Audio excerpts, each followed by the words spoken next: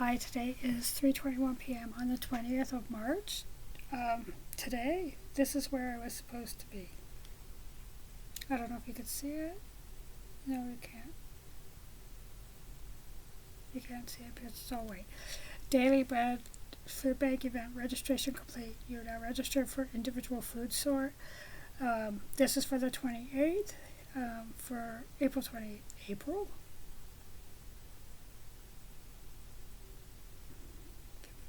Oh, it is April. Right, because I registered for a bunch in April. Um, March 31st, that's for volunteering, as well as today. This is for today. I was supposed to be there today, March 20th, but I had to cancel.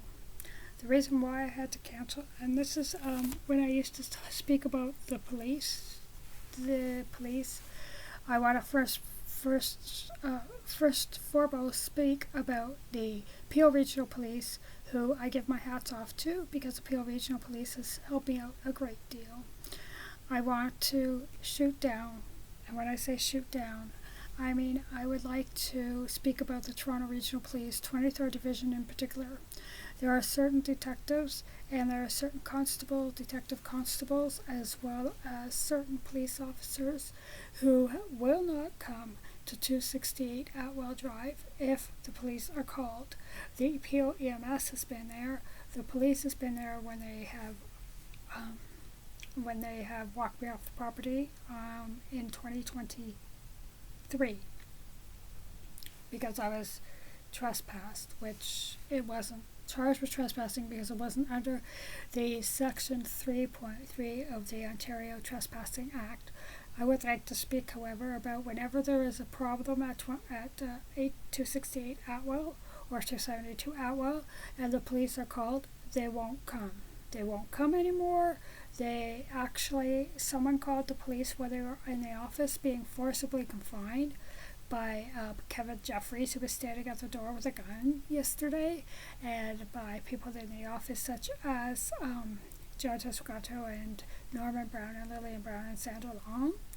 There are people who are being held there, and they say, "Are you related to, do you know Michelle Verhaven?" They've questioned them and asked them if they've had a mental issue. They've questioned them and asked them if they do they know my whereabouts. So this is what happens. Jeff Yancey, who is a major player, so to speak, and so is Kevin Jeffries in the Niagara Satanic Organization. I say organization, who has been working alongside people like Sandra Long, Norman Brown, Lillian Brown, Melinda Jeffrey, and John Tessugato, and to a degree Dallas Winston, and to a degree Zachary Lanu, in order to have me brought back to Niagara, St. Catharines in particular, to be at the Satanic Organization and to have me lynched. Jeff Yancey has followed me. If they're out there and you hear this music, I can't describe it. It's sort of like a pounding dun dun dun dun dun. I don't know. I can't speak. I can't imitate it. But they've been down Royal York Road. They've been down Islington Avenue. Today, Jeff Yancey, I was supposed to leave here at 7:45 to walk down to the New Toronto Street Food Bank, which is only 15 minutes, but by walk, or 20 minutes by walking. But the problem is it's over this huge bridge of the railway tracks and the gold maintenance yard, and it's over, not a highway, it's a railway track, and it's really high, and I'm afraid of heights. And actually, since people are following me, it's easily I could get pinned by a truck or a vehicle there and be thrown over the edge. I think about things like that now. Jeff Yancey he went into, when I was at South Parade Court, he was on Eglinton Avenue West, and he would come, and he actually came into the actual little court area where the townhouses were, and he actually stood there and screamed, "I want the lioness, I want the lioness, I want the lioness out of Mississauga." Now he was standing at Islington and Judson Street today screaming, "Michelle, Michelle, come out, come out. I want you here, I want you in Niagara." The police, there is no point in for me to call the Toronto Regional Police. I've tried calling the Toronto Regional Police about Jonas Regato following me, and they didn't care. I think that the reason why they didn't care is because they've had Kate Daniels and other people, such as Sandra Long, contact the police and tell them, well, it goes on, and that I'm lying. Sandra Long actually went into the Daily Bread food bank today and told them that I was coming in and that I was a methadone addict and a mental patient, and the person who she spoke to at the Daily Bread food bank stated that Michelle is actually an added welcome to the volunteer. She's been here twice. The only reason why she can't be in the warehouse as a warehouse assistant is because of her height, and she can't, the safety hazard in reaching large heavy boxes or crates. But we have her in food sorting. She's made some friends, and she's very excited to volunteer. As well, she is a client for now. Every week, I'm a client. Every week, I go there and I get some milk and some eggs and some fresh fruit and vegetables, and I'm allowed to have some. I had chili last time. I get bread. I've run out of most of my food now. I have peanut butter, I have 2 eggs, I have some bread, I have some rice, I have a little bit of flour, I have oil, which I bought at Dollarama, and salt and pepper, which I bought at Dollarama, and I have breadcrumbs and some pasta. I will be going there tomorrow at 11. Once again, when Duncan spoke to the Durham County Police yesterday, he had heard the Durham County police officers who had heard from the Toronto Regional Police. They had to verify everything. Also, as well, after yesterday's segment in which I spoke about Kate Daniels and her lying and her medical issue, she has also called the police again. So realistically speaking, when I've also contacted a lawyer, and they've stated through the microphone and through the camera, that police officers have been bought off, that lawyers have been bought off and threatened as well. I get that certain people would want to take anybody and everybody to court and charge them for the smallest fraction. I get that, but how long is it going to take for them to realize the only reason why they follow me is because of the fact that Sandra Long has contacted me, and also they think that when I go to the library to work, because I can concentrate. Actually, I can concentrate better over there because the camera isn't here, and I will show that to you again. But they think that I'm over there dealing drugs because they're surrounded by schools. In fact, there was a woman that I spoke to the last time I was there who said I don't usually work at this library, and the interaction I had with her, she was a police officer. When the police are constantly being called by other people at 268 Atwell or whoever, and they don't charge me, and they follow me, and they see what I'm doing, why? You have to ask the question who's telling the truth and who's not. You also have to ask the question who's buying you off. And I'm speaking to anyone who knows the Toronto police officers, particularly in the 23rd Division. I know that they've bought off the Niagara Regional Police, because I know people who were in the organization working for Lisa and Greg, who are in the organization, and I'll speak about them. Dixie Collins was a former police officer who worked in the records department, and Mark Gallagher was a former police officer at one point, and they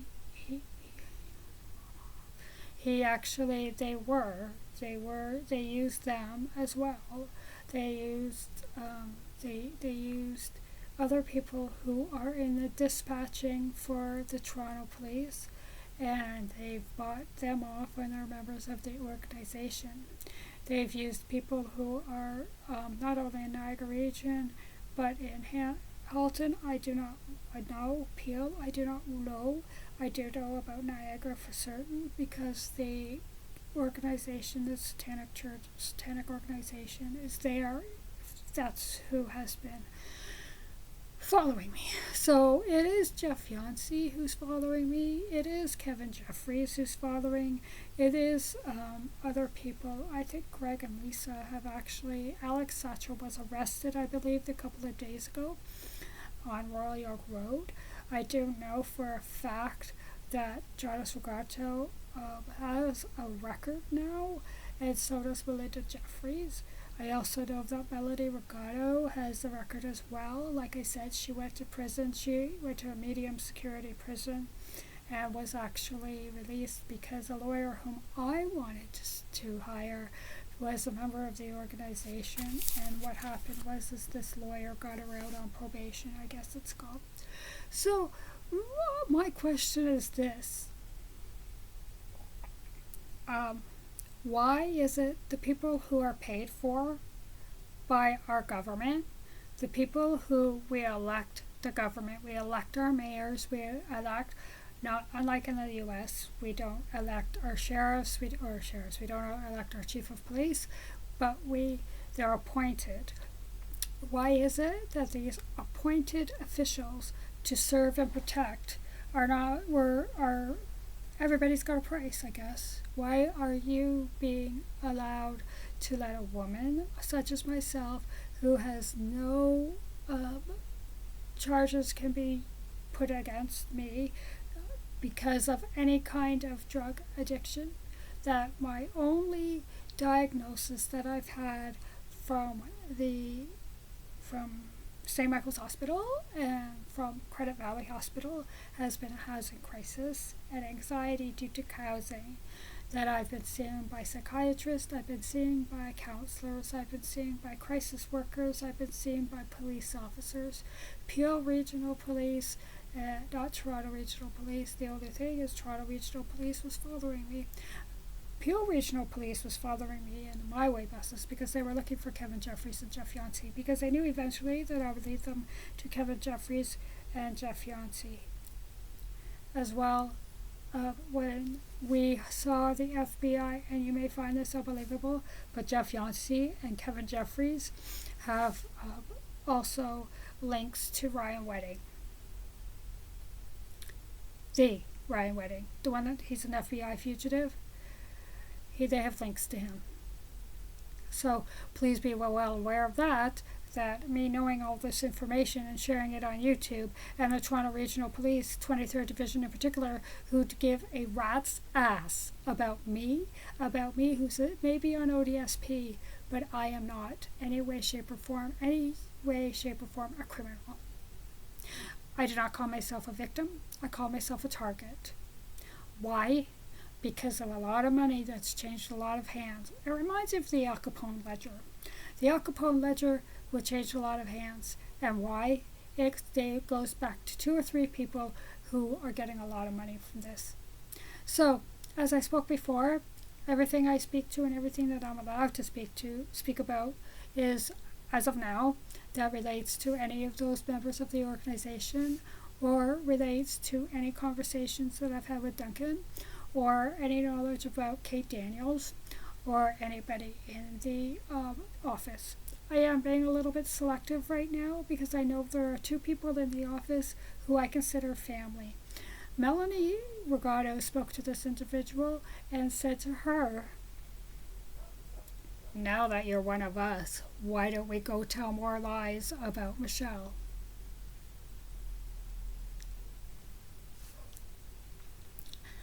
I was told that I need a reality check. I was told that I'm not living in a reality. Right now, this is my reality. Formula. When Jonas Regato brought into my Remick.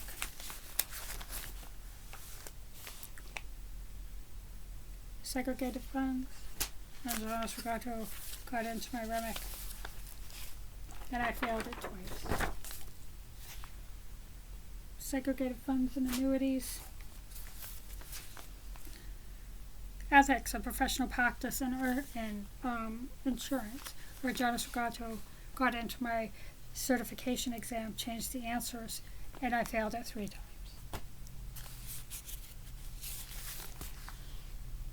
Accident and sickness insurance, where Jonas Regato was on the phone, and I able to complete my certification, and I got my certification getting a 68%. Not bad. Not good. Not bad. This is my reality. Going to the library and getting books. That's my reality. Taking my Nigerian nieces to a wedding showcase on Saturday. That's my reality.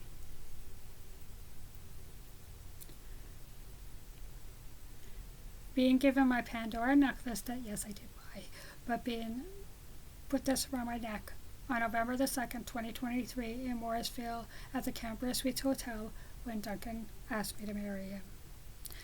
That's my reality. He was questioned. This is my room, but I want to show you something else. I don't know if the camera can pick it up.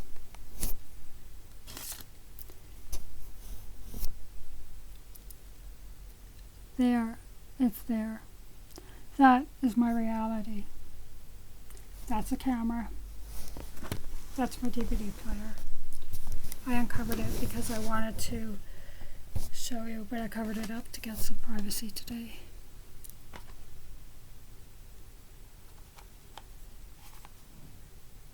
That's my reality. Another camera on my hearing aid charger.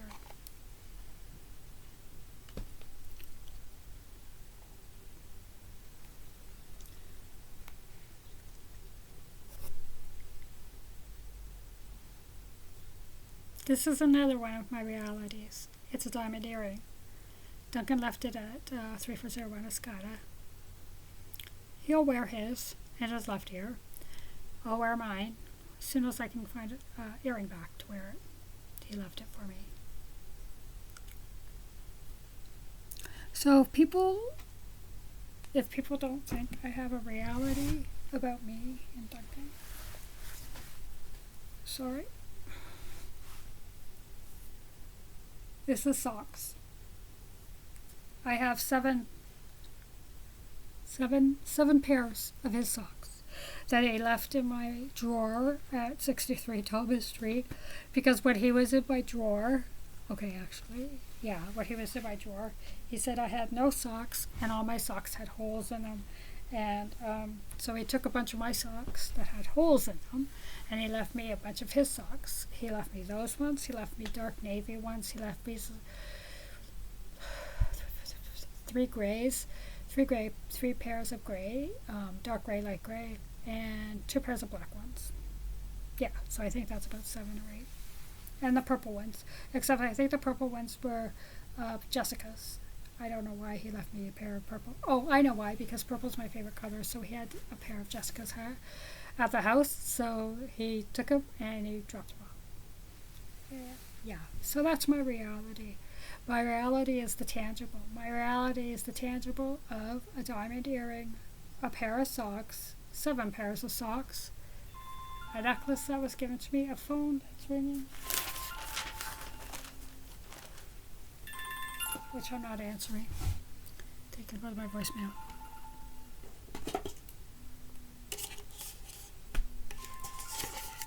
A coffee cup. That's my reality. Those are things I have. So if I need a reality check, the only reality check I need is, why are the police not arresting? Why are they following me? And why are they not arresting those who are at fault?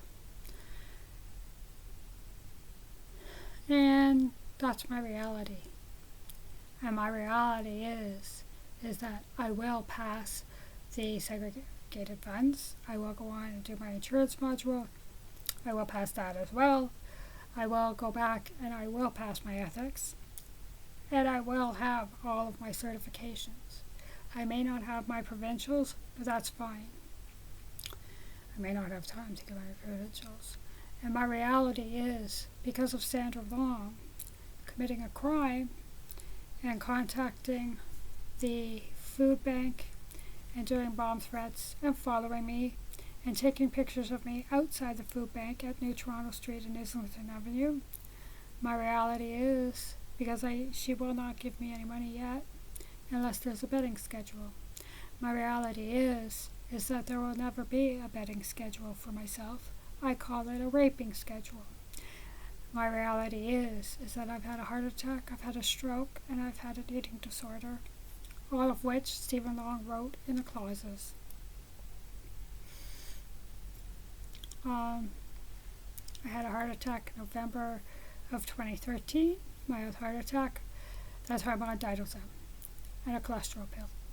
I had a spider TIA stroke in February 20th at 4:10 p.m. of 2014. That's why I take junior aspirin. That's why I have other medications. So, and I did have an eating disorder. I was bulimic, and at one point I was borderline anorexic. I've since repented for that many years ago. I've repented for that, and I've repented for having my body that is the temple of the Holy Spirit. I've repented for treating it as such. And I was created by our Heavenly Father. I've repented for that, for not treating it as such. So that is my question. My question is, why is the Toronto Regional Police, 23rd Division in particular, not responding to calls? That's illegal. Why are the Toronto Police following me? Because Sandra Long, who's a member of the organization, is repeatedly stating that I'm dealing drugs. Fine. Follow me. They find nothing. Nothing at all, really. All I do know, and I heard this, he told me this, Toronto will cease to exist in April. My prayer for those in Toronto that have been betting schedules, that have been raped, your children who have been molested, your young people who has been molested, your children who has been sexually exploited, the children who has been fed crystal methadone candies or by Norman Brown or anyone else. My prayer and my hope is that you will go respond to this and you will go to the police, Toronto Regional Police, because he's big on jurisdiction. I was spoken to by a detective constable. It's in the jurisdiction, but where you live, but where it happened. So, where it happened is in the jurisdiction of 23rd Division. If you live in Peel, contact Peel. Peel will tell you that, ask where it is, and then he'll transfer it over to Toronto. That's what happens. They cannot, if enough people go forward, they cannot ignore it. They cannot. It's against the law. Police officers can actually be discharged for their ignoring of the law.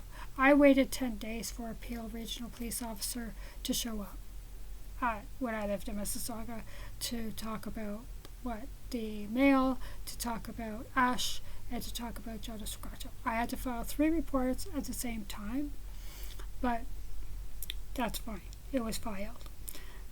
Because I take pictures of everything that I find is suspicious. That's what they tell me.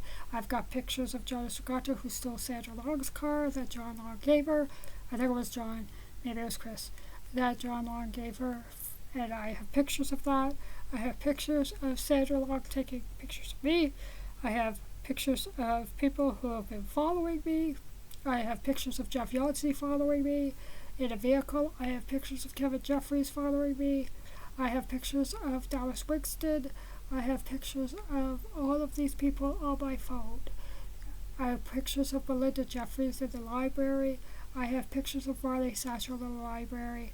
I have all these pictures. So, excuse me, there it is. That's what my beef is today. If you want to call it my beef, or you want to call it the truth. The truth is the Toronto Regional Police isn't acting to serve or protect. They're acting to choose who I want to serve. Thank you very much. And I would also like to state that I am staying here on Judson Street, and I am going to a wedding showcase, like I said, with my 3 Nigerian nieces on Saturday afternoon. And I have not heard from Mixon Storage. Mixon Storage is supposed to return me some money. Apparently they're going to send me a check next week for $1,100. They made $1,100 over my bill in selling all of my things. Thank you.